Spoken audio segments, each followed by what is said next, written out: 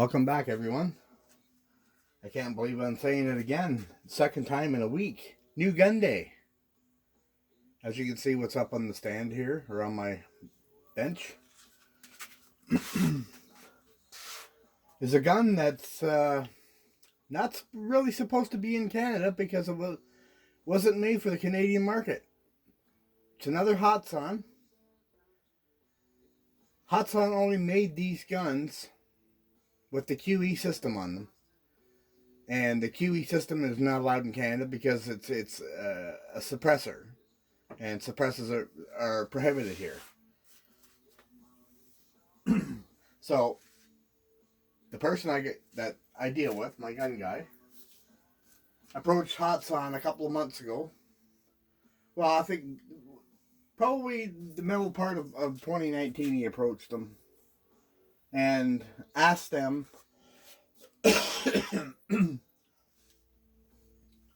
that since we can't get the original version of this that had the woodstock, and this is the revised version of it with a synthetic thumbhole stock with the features that it has, why couldn't Hatsan make the same gun without the QE system for the Canadian market, so Canadians can have one too?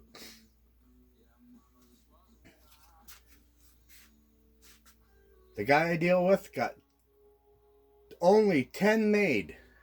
This is number 6. He has 3 left because he's keeping one for himself because he realizes the significance of it. You can't go down to the States and bring one back because they're over 500 feet per second. You cannot do that. You can't cross borders with because this is considered a firearm in Canada. Ladies and gentlemen, this is the Hatsan Model 130 30 caliber break barrel.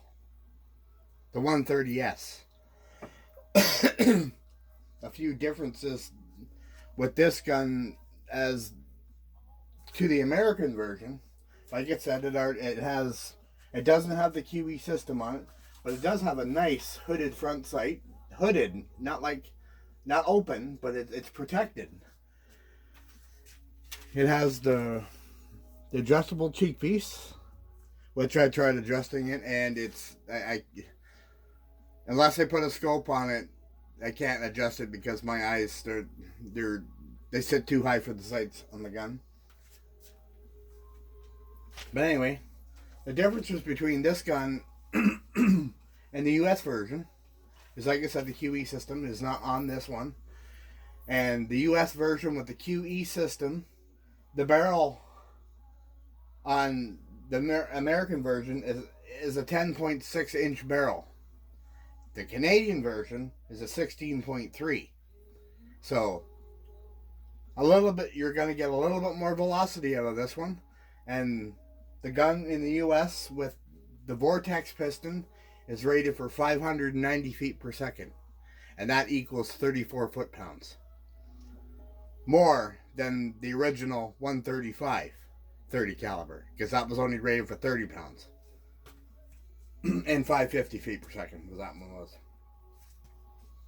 This one was also rated for 590 feet per second, but with that extra 6 inches of barrel, I bet you it's going to get 600, 610, somewhere around there, which is going to be about 35 foot-pounds. It has your standard 2-stage Quattro trigger, which I said Quattro this time, not record.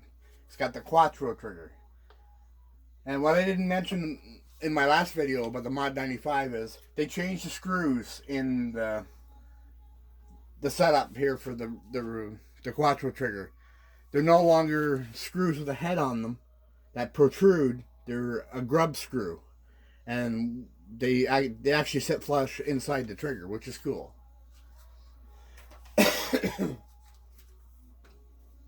Okay, yeah, so we covered the velocity, the energy, the barrel length. The overall length of the US model is 47.2 inches. The Canadian model is 48.7. Both the US and Canadian both weigh 9.6 pounds unscoped. And it is. It's a hefty, beefy rifle. That's the same size rifle as my 125 TH. It's identical, pretty much. Same stock, pretty much. This one comes with sling buckles on the side and on the back. But one thing that pisses me off, just like the other Hatsan I've bought, and the Benjamin Trail for that matter, all these guns in the US come with a sling and other features. And the Canadian versions, you don't get that stuff. I was expecting to get the sling with this. But instead, all I got was the extra stock spacers like it's supposed to come with. Your trigger, just Allen key, and I'm actually surprised they threw this in as well.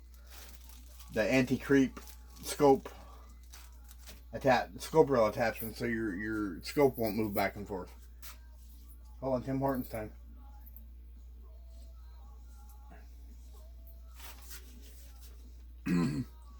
Yeah, I said Vortex piston. The US version has the Vortex piston. This one has a spring piston. And this one, I bought another hard to cock, heavy Magnum Springer. This one's 51 pounds to cock it. I haven't fired it yet. I'm just waiting for that. I'll probably get 5 shots and say, put the gun away and go upstairs. Because it's a workout with these guns. That's why I don't shoot my 125 very often, because it's too hard to cock.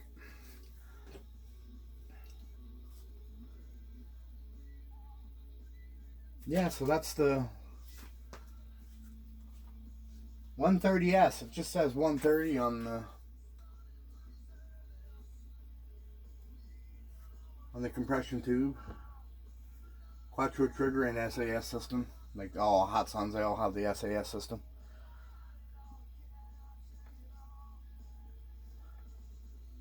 And then this gun too, caked in oil. Even the stock was just covered in oil. But this one was actually factory sealed in the plastic. Plastic was still sealed.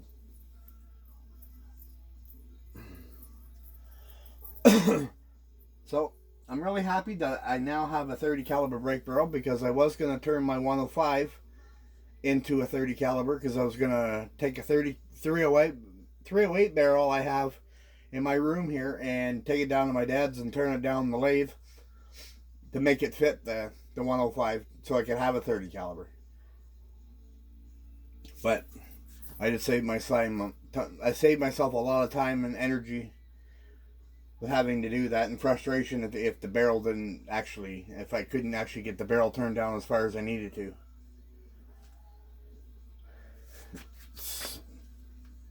Swap the sides here.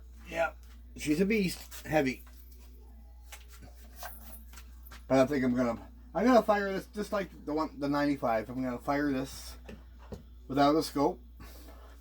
See how I like it, but I think I'm gonna put a scope on this one.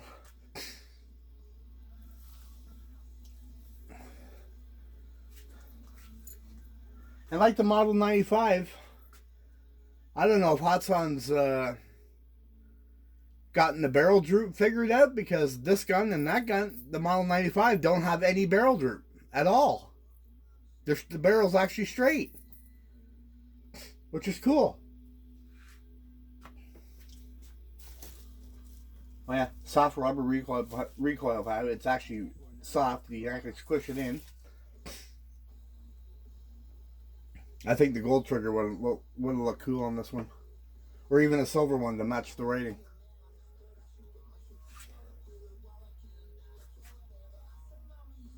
And with the gun, I got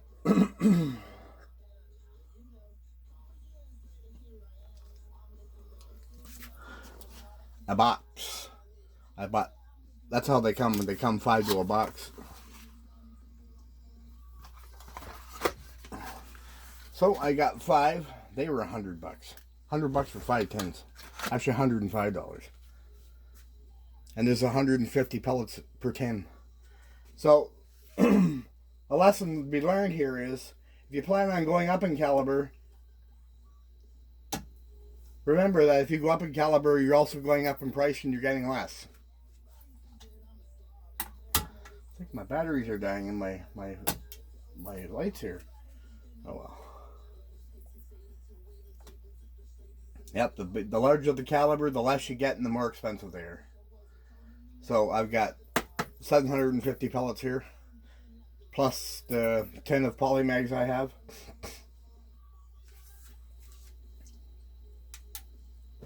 So that's 850 pellets I have.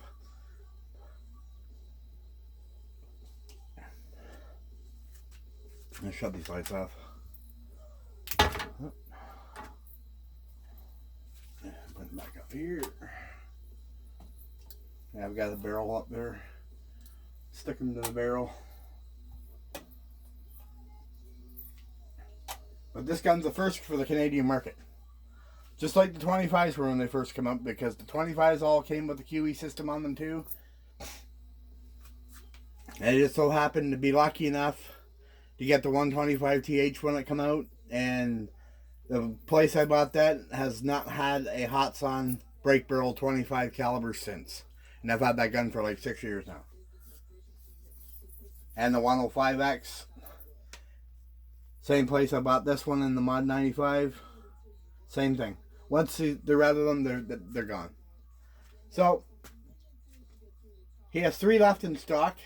I don't imagine they're gonna last long when people find out that he's actually got them, because I didn't even know he had them.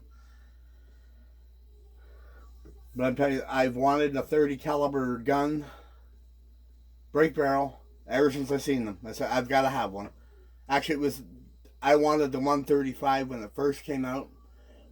And I had to settle for the 125 and 25 caliber because the 30 calibers just were not available up here because of the suppression on them, the suppressor, the QE system. So I didn't mind settling for the 25. The 25 it's no slouch either. That's a pretty good chunk of lead being slung downrange as well.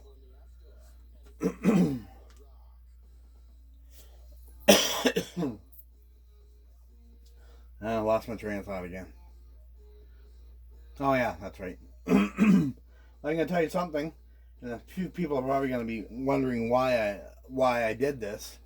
The money that went into this gun for my income tax, the money was supposed to go to a Beeman R7 177.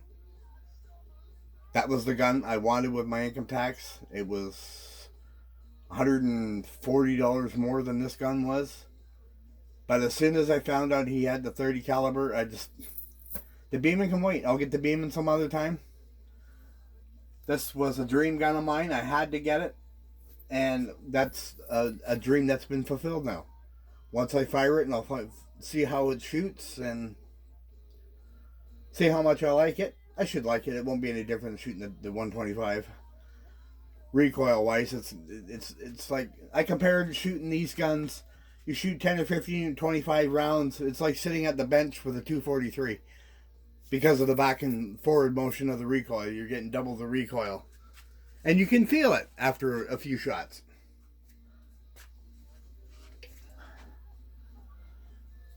Hatsan Model 130.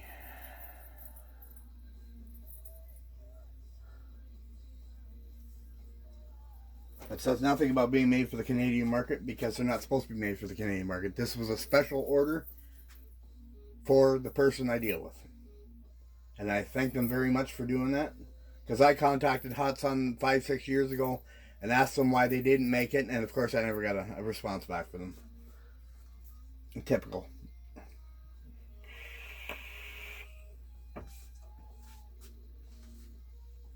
So yeah, that's the Hatsan 130.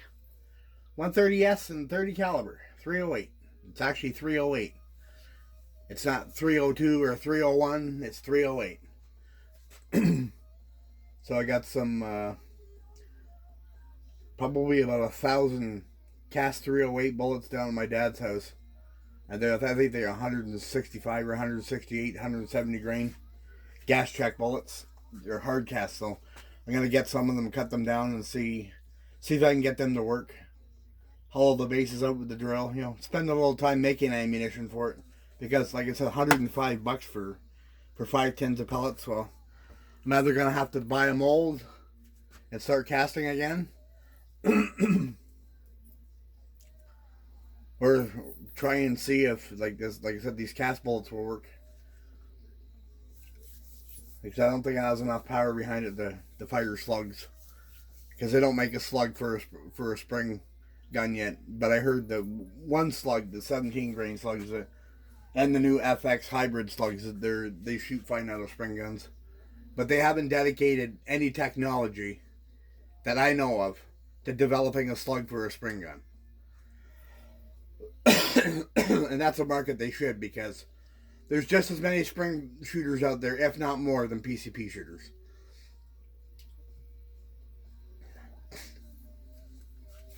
But yeah, we need slugs that can be fired out of spring guns accurately. Anyway, that's the Hatsan 130 S and 30 caliber. New gun day. See you later.